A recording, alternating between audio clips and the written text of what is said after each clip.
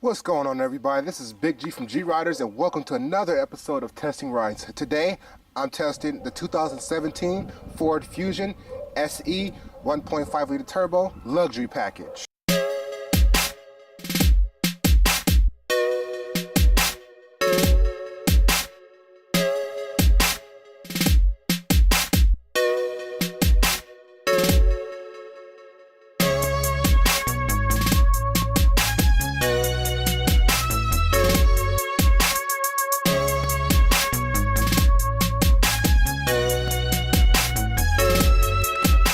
Welcome to the 2017 Ford Fusion SE.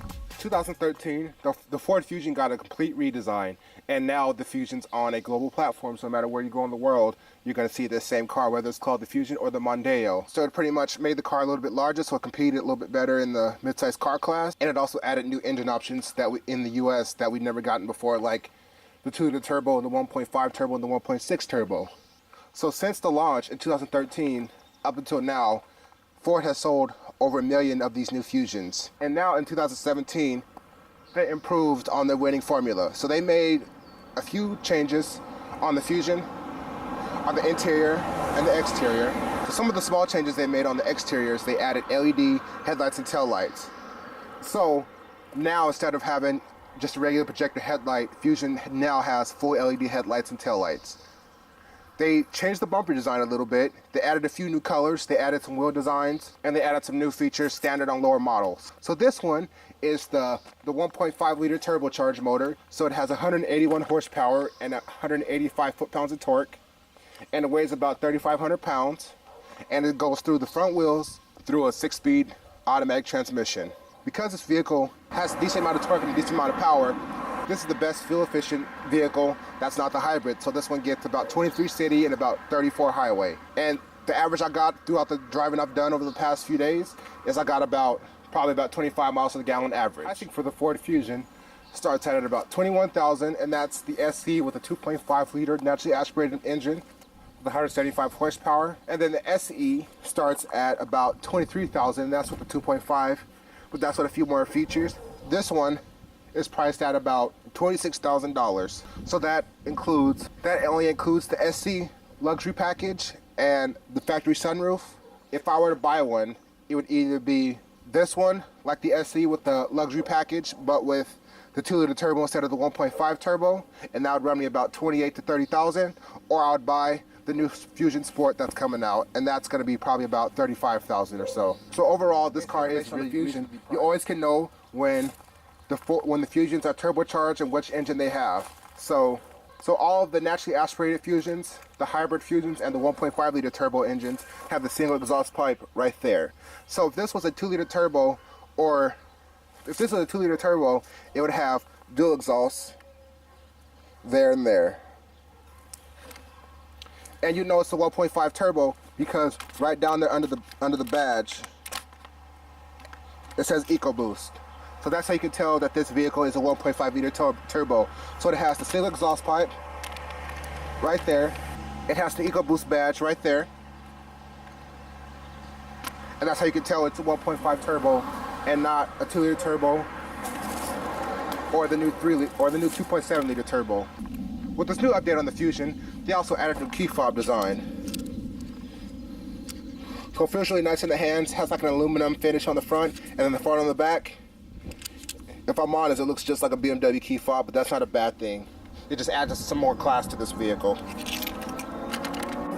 Alright, let's go ahead and take a look at the inside.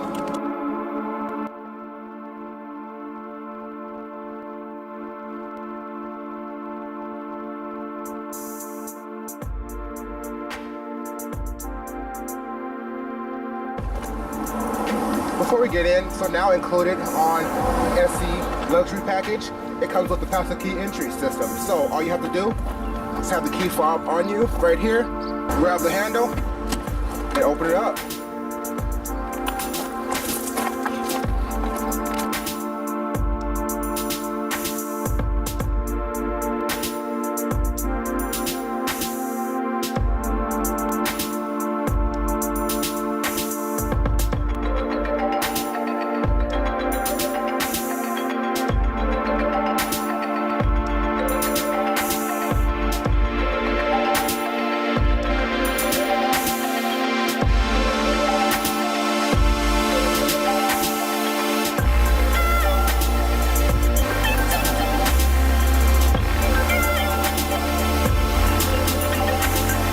ahead and get inside and see what it looks like.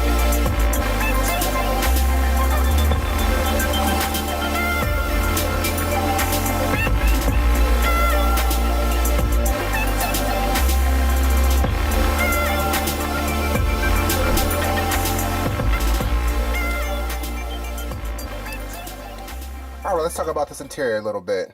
One thing I've noticed from getting right in the Fusion, the Fusion feels really high quality. So up here on the dash, we put your elbow, it's really soft.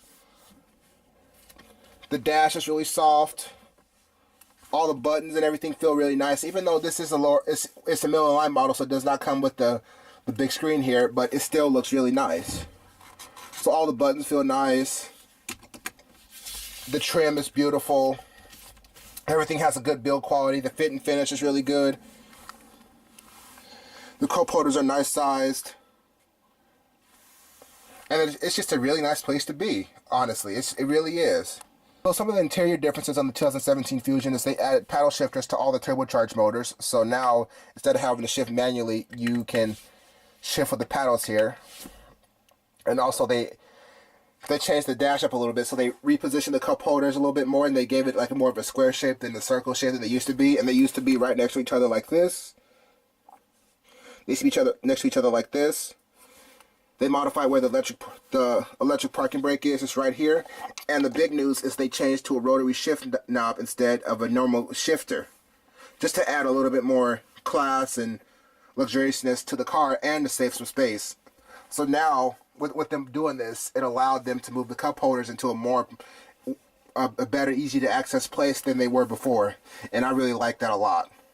Because, I mean, I am a big guy, and my legs are kind of big, so sometimes when I sit in the car, if there's a cup holder like right there, my leg here on the side is kind of evading kind of where the cup holder should go.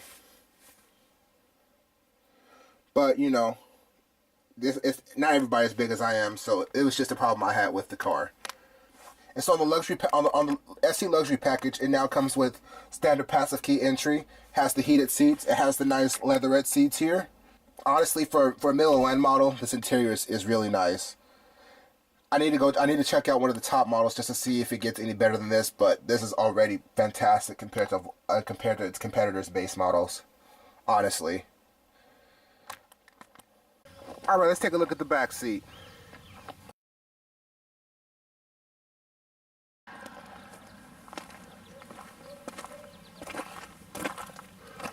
Alright, so the back seat has the same quality as the front does.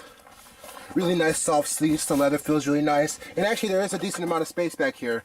I'm over 6 feet tall. I'm pretty of a big guy, so I gotta have the seat kind of back far. But not everybody's, so for the normal heighted people, there's gonna be a lot of back seat space back here for them.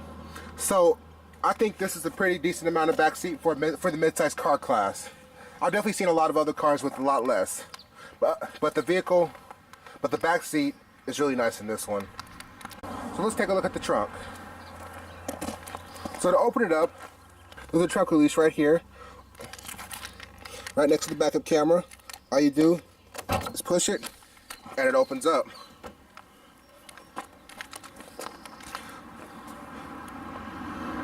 So the trunk space on this car is actually really good too. This goes back pretty far. It's pretty deep. You probably could fit about three to four big luggages back here and not have any problems. But it's overall, it's average for the mid-size car class. It's just right on par with all its competitors. Alright, let's see how the car sounds.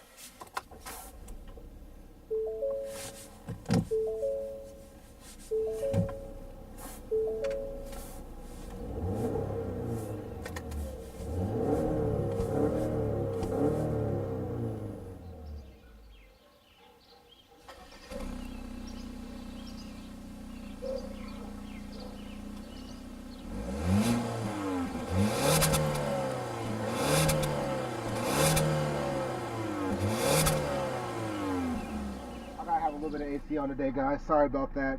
Sorry about if the audio is bad because the AC. It's a little bit hot today here in Portland. Yes, it's 74 degrees, but I am an Oregonian, so you know, we don't like hot. Anything above 70 degrees. All right, let's go for a drive.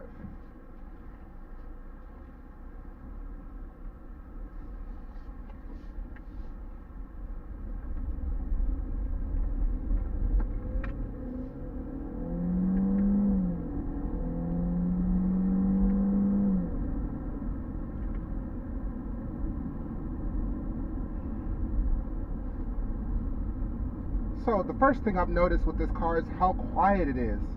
Man, they've come a long way with these mid-sized cars and how quiet they make them. This thing drives just like a luxury car now.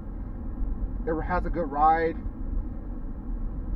Over bumps, it's quiet and composed.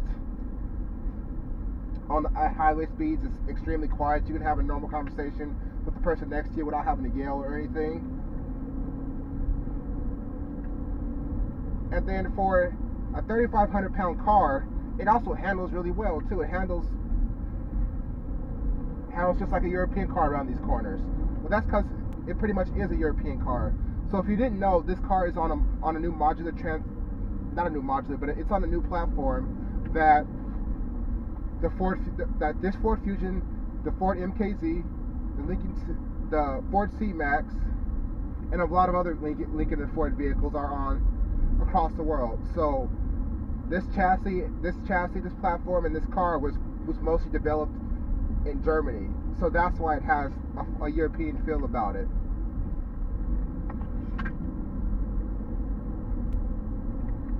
All right, so I'm gonna come up to this corner right now. The power shifters downshift a little bit, then power on halfway through the corner. No drama. It just does what it's supposed to do.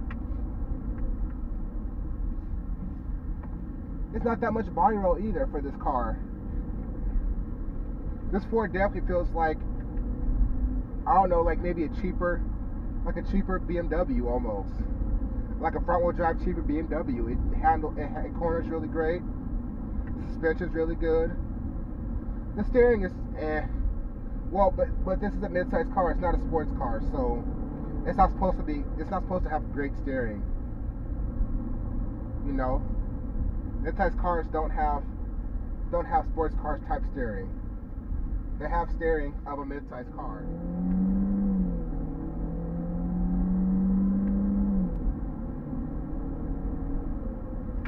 I can tell you this, it's not the fastest car in the world because this car is geared more towards fuel economy than speed and power. But it definitely feels pretty peppy and it's definitely enough power for the vehicle. It's not like it's fast, it's just enough power. It's only adequate power for the car. I've driven this car with a 2-liter before and it's fast. Just like the Escape I tested about a month ago. The 2-liter is pretty fast, but the 1.5 turbo is the best for the fuel economy. But if you do want to downshift a few gears and have a little bit of fun, you still could do that because it does have ample amount of torque.